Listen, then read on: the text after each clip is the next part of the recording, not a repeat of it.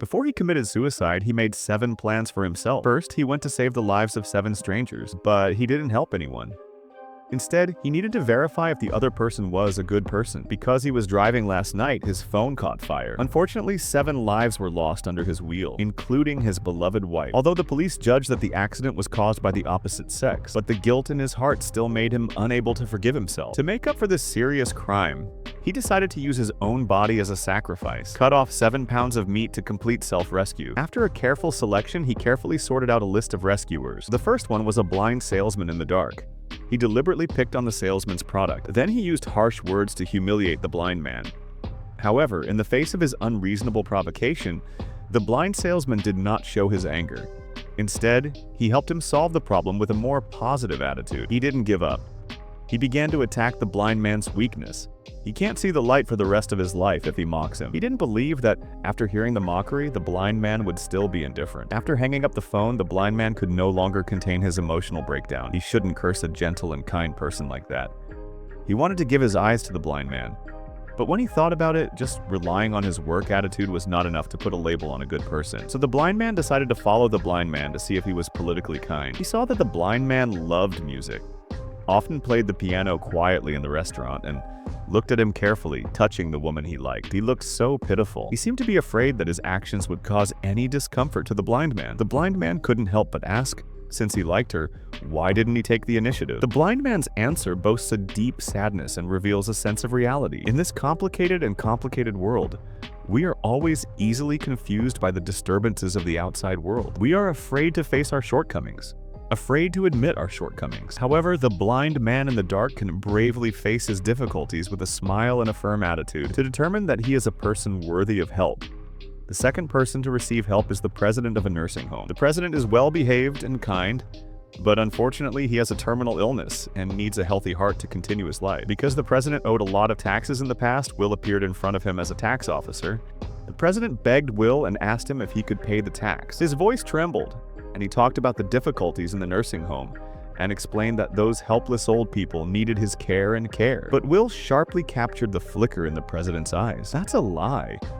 Maybe the president is hiding another truth. Then Will, while the president was away, randomly visited an old lady. He wanted to know her true opinion of the president, but the old lady wrote down the president's several crimes. He told Will that every time he took the medicine given by the president, he would feel dizzy and sleepy, but if he refused to take the medicine, he would be beaten by the president again. Helpless, he could only endure this pain silently. After Will heard it, he had a strong sense of justice in his heart. His solemn promise will help the old lady find justice. The old lady was so moved that it could not be said that her mouth and feet trembled slightly. Under Will's constant questioning, the old lady bravely wrote down more brutal acts of the president. Those words were like sharp blades that hit the dark side of the president's hypocritical face.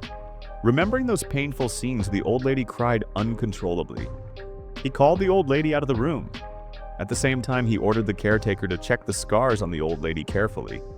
In front of the heartless president, Will's eyes became cold and firm. He angrily warned her that he would visit the old lady from time to time. If he found any problem, he would not forgive you. Will's anger was like a raging fire, blazing in the sky. He never expected that in this world, someone dared to use the name of love to satisfy his shameless, selfish desire. His heart, the heart that was originally prepared for selfless dedication, was almost given to a sinister villain. Then, Will locked the third target. It was a housewife who had suffered domestic violence for a long time. Just a few days ago, she was unfortunately broken by her boyfriend.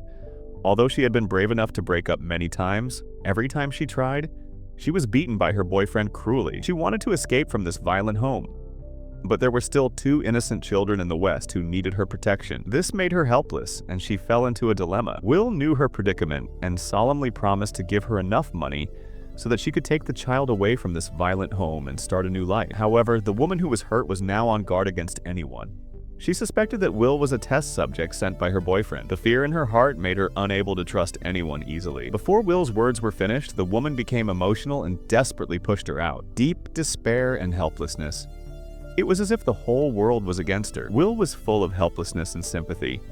She knew that to win her trust, she needed time and patience.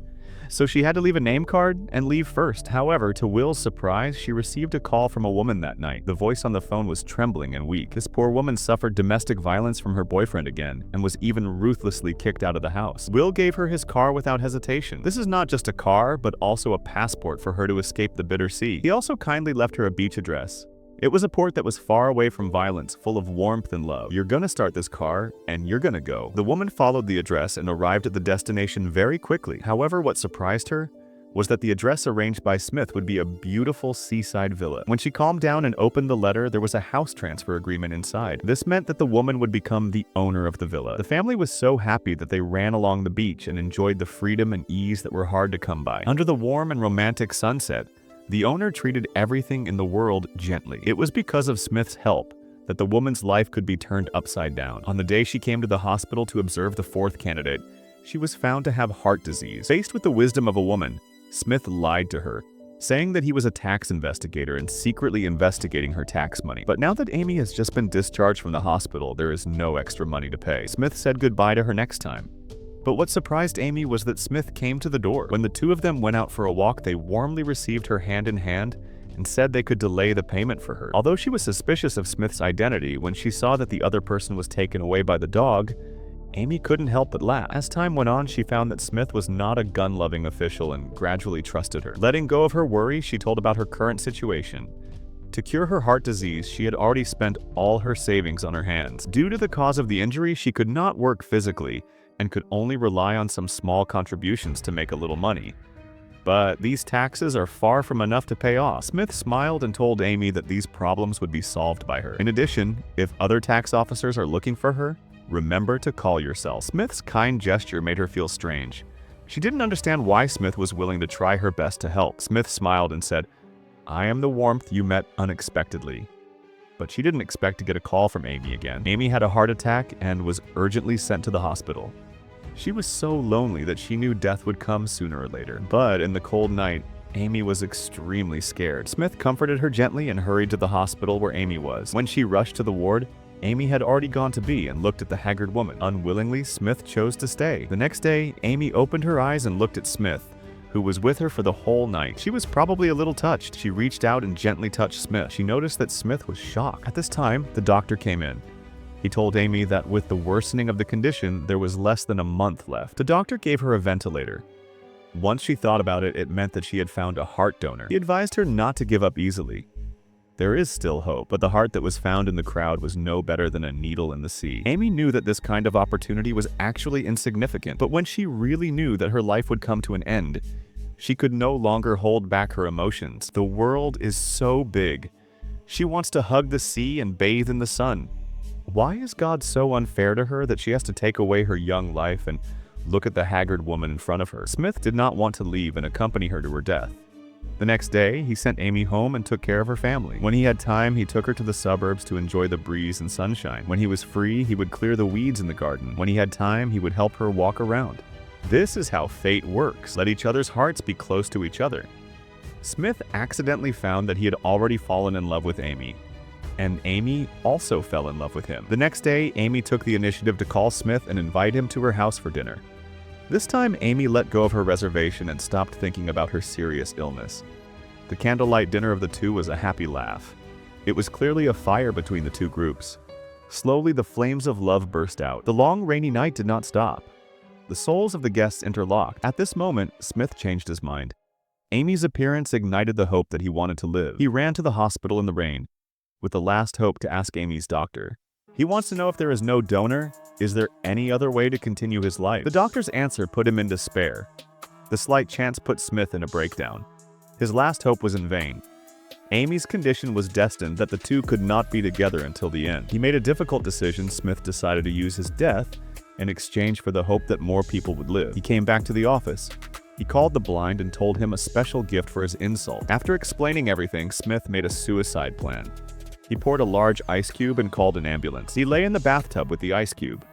To keep the entire organ to a large extent, he chose to commit suicide with the most cruel means. This is when Amy's bellows made a sound. Many years of prayer finally got God's response. He finally found the donor of his heart. Happy Amy wanted to share her joy. But the people around her had long forgotten about it. Even when she was sent to the operating room, she did not find any abnormalities because Amy did not want to help at all. The donor of the heart was his lover, Smith. The surprisingly successful operation gave Amy a new life. The last blessing of Smith was just the man she loved most disappeared from her life. 6 months later, Smith's brother found Amy and told her everything. Amy no longer blamed him for his death. It turned out that she had never left, but used this way to combine with her own life. Because of her selfless dedication, her brother got a very healthy life. The white-blooded child could be buried. The kidney was given to the old man in a wheelchair. The liver was given to the staff at the welfare center. The house was given to the homeless woman. The corner of the eye was given to the blind man in the sun. Knowing the truth, Amy was in pain. The sadness was like a tide that drowned her. It's hard for her to imagine that Smith, who was looking for death, was in a bad mood. At the moment when she was desperate, she encouraged her brother until soon after she finally died. The hope of a lover is entrusted to her. Amy should not let her down. She should live well. No one can face death calmly, because death is the end of everything. All precious memories and life experiences will be crushed into dust and float in the air. But Smith could not let go of her obsession. In the end, she used her life to save 7 desperate souls. However, she forgot that it was harder to forgive herself.